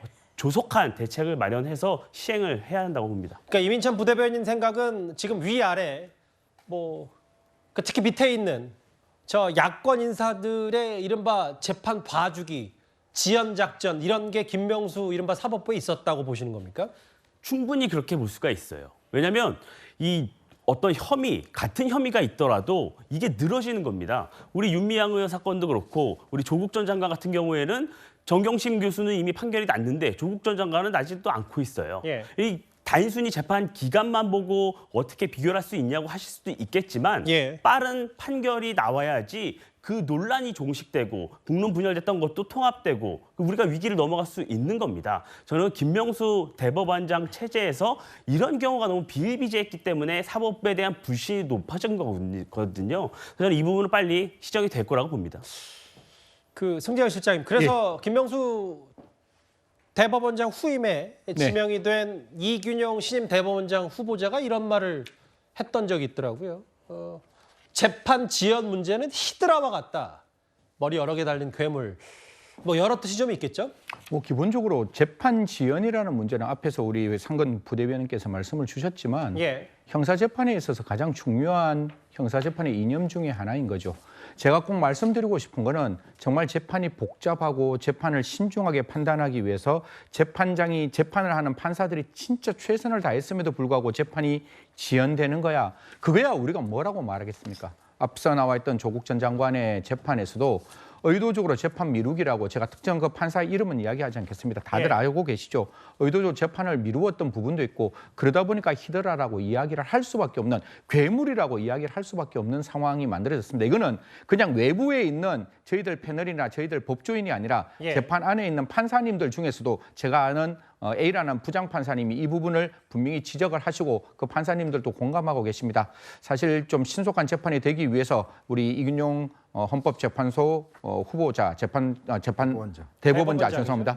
예, 대법원장의 후보자께서 말씀했다시피 독일과 일본처럼 신속한 재판을 위한 입법적 노력도 필요하지 않을까 그렇게 말씀드리겠습니다. 사법 정상화라는 표현을 대통령실도 썼기 때문에요. 저희가 준비한 5위 만나봤습니다. 그러면 지금까지 들은 여러분들의 목소리를 만나볼까요? 첫 번째 댓글입니다. 수산물 괴담 퍼뜨리는 사람들 반드시 증거 보존해서 손해배상 청구하자라고 하셨고요. 예. 우리만 안 된다고 일본이 방류를 안 하나요? 차라리 다른 나라도 설득해서 함께 하세요라는 의견도 주셨습니다. 검찰의 소설이라고 하면서 법관 앞에는 왜 가려고 하지 않는지 방탄에 숨는 거 아니냐 뭐 이 비판하신 것 같고요. 5급이든 7급이든 도지사 빨래하는 공무원이 말이 되냐? 근본적인 문제 제기를 하셨어요. 예, 옳은 말씀이십니다. 오늘 댓글 4개만 만나보겠습니다. 여러분들의 목소리를 들어봤고요. 다음 주제 지금 나라 밖에서는 이 뉴스로 굉장히 뜨겁습니다. 바로 가보겠습니다.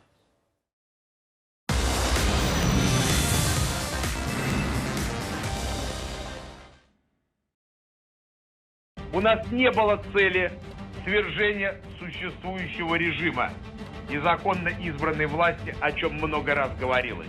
Развернулись мы для того, чтобы не проливать кровь русских солдат. От боевых товарищей, которые сражаются сейчас на фронте. Это удар в спину нашей стране и нашему народу. Пиздец, это беспилотник.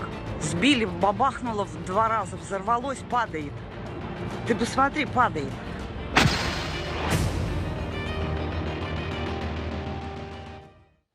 글쎄요, 비극적인 영화 같다고 하는 표현이 적절한지 모르겠습니다. 러시아에서 무장 반란을 꿈꾸다가 무장 반란을 시도했던 용병 그룹의 프리고진 다 기억하실 겁니다. 반란 이후 2달 만에 비행기 추락 사고로 사망한 걸로 알려졌는데요.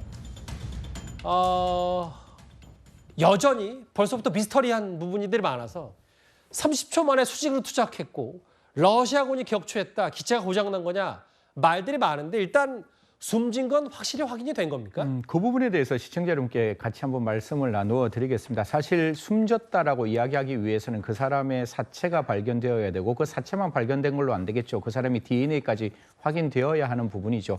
왜냐하면 지금 러시아 입장에서는 프리고진이라는 사람이 가지고 있는 상징적인 지위가 있는데 지금 나오는 게 아까 저 영상에도 보시다시피 그냥 수직으로 30초 만에 떨어집니다. 근데 러시아군이 만약에 격추했다면 분명히 반란군과의 굉장히 큰 어떤 갈등 구조가 만들어질 것이고 기체 고장이었다고 말하는데 그 정도 지금 위험한 상황에서 저는 기체 고장이 날 만큼 허술한 비행기를 탔을까라는 생각을 지울 수가 없습니다. 그래서 과연 저 비행기에 프리고진이 있었는지 여러 가지 갑론을박이 있고 외신을 제가 좀 찾아보니까 뒤에 있는 또 다른 비행기가 한 대 더 있었다는 이야기들이 나오고 있으니까요. 그러니까 저 비행기에 프리고진이 안 탔을 수 있다는 얘기죠. 예, 그렇게 지금 판단되고 있는 언론들이 많다 이렇게 말씀드리겠습니다. 그럼 승재현 실장 말만 제가 받아서 질문을 드리면 저게 프리고진의 DNA를 수색하고 찾는데도 정말 많은 시간이 걸릴 테고 실제로 안 나올 수도 있고. 그렇죠.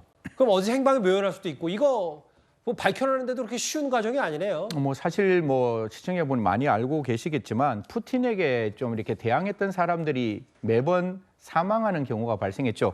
이게 푸틴이 진짜 오래 집권했다는 게 여기서도 나오고 있는데 2006년에 안나 프리콥스카야라는 사람이 지금 러시아 체첸 주민 학살을 고발해서 굉장히 의문의 총살을 당했고 또 알렉산드라 리트비넨코라는 사람이 홍차 독살을 당했습니다. 그저 어르신은 안 읽으셔도 돼요. 말씀. 예. 반푸틴 활동이고 또 우크라이나 전쟁을 비판했던 마가노프도 2022년 9월에 의문의 추락사를 해서 사실 이것도 하나의 과정이 있지 않느냐라고 볼 수도 있지만 제가 아까 말씀드렸잖아요. 이 사람은 분명히 러시아에 대항했던 반란군 중에 한 사람이라서 저런 형태로 의문의 독살을 당하면 또 다른 어떤 러시아 내부의 갈등이 만들어지지 않을까 그렇게 말씀드리겠습니다. 그럼 일단은 이렇게 정리하면 되겠네요. 프리고진이 사망한 걸로 전해지고 있지만 좀 더 추가 확인이 필요하고 이게 푸틴의 입김, 푸틴의 지시 아니냐는 부분까지도 또 살펴보려면 더 오래된 과정을 거쳐야 되긴 하는데 뭔가 석연치 않은 부분이 있고 아마 반란군 안에서 결론이 나지 않을까요? 만약에 러시아가 이런 어떤 악의적인 행동을 했으면 반란군 안에 저 프리고진이 가지고 있는 신뢰가 있다면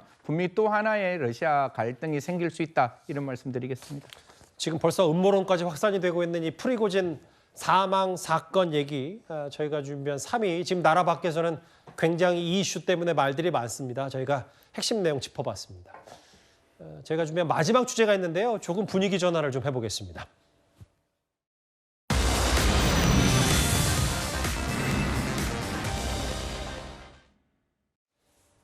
유튜브에서 5억 번 넘게 영상이 돌아갔다는데요. 이정재 영상이 뭐길래 큰 설명은 필요 없을 것 같습니다. 화면 바로 만나보겠습니다. 내려온다 봄이 내려온다 장님 깊은 골로 대한짐승이 내려온다. 웰컴.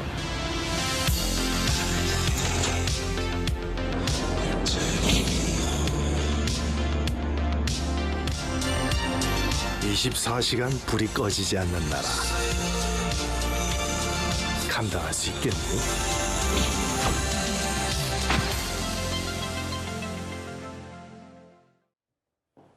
유튜브에서 조회수는 뭐 억 단위는 거의 뭐 BTS나 블랙핑크의 거의 목처럼 돼 있었는데, 이민찬 부대변인 지금 보니까 이정재 씨가 나온 영상이 5억이 넘었다. 이거 월드스타의 효과라고 좀 볼 수 있는 거예요? 그렇게 보는 게 맞을 것 같습니다. 왜냐하면 한국관광공사에서 만든 다른 영상 콘텐츠보다 조회수가 월등히 높거든요. 5억 뷰라고 하면 이 블랙핑크 노래 뮤직비디오 셧다운이라는 노래가 있는데 그게 이제 5억 뷰를 달성을 했습니다. 이 글로벌 K-팝 스타들에게나 가능한 이런 것을 이정재 배우께서 해냈다, 이렇게 보면 될 것 같고요. 예. 뭐 이정재 배우 같은 경우에는 오징어 게임 같은 영화로 전 세계의 팬을 많이 보유하고 있지 않습니까?